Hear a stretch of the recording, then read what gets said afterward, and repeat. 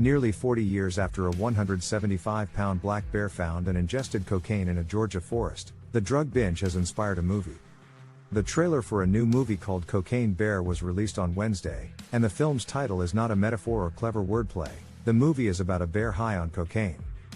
Subscribe. The bloody spree that follows the bear's cocaine binge, as depicted in the trailer, is fictional, but the story about a high bear is very real. Its lore is likely to grow with the movie, which was directed by Elizabeth Banks and is set for a February 24 release.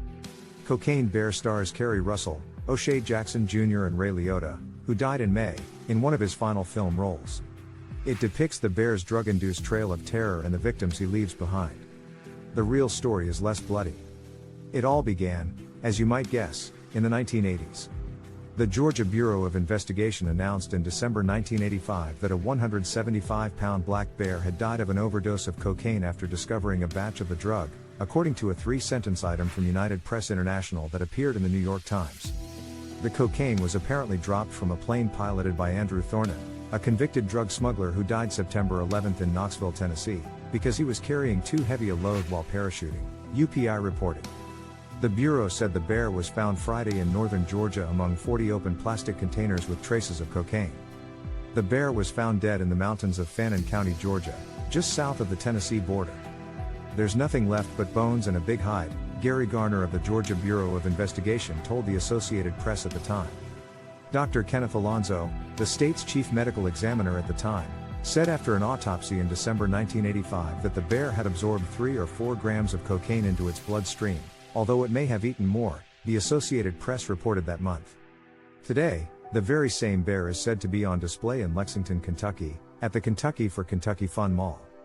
The mall said in an August 2015 blog post that workers there wanted to know what happened to the bear and found out it had been stuffed.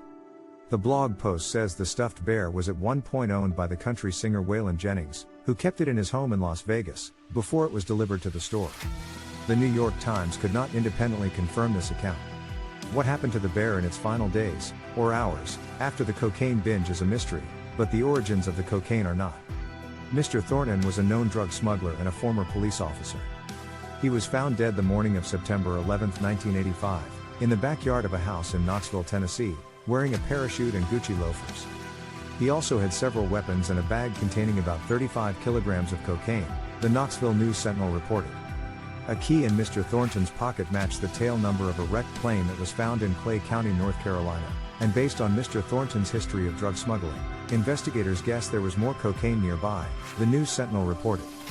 The investigators searched the surrounding area and found more than 300 pounds of cocaine in a search that lasted several months. They also found the dead bear.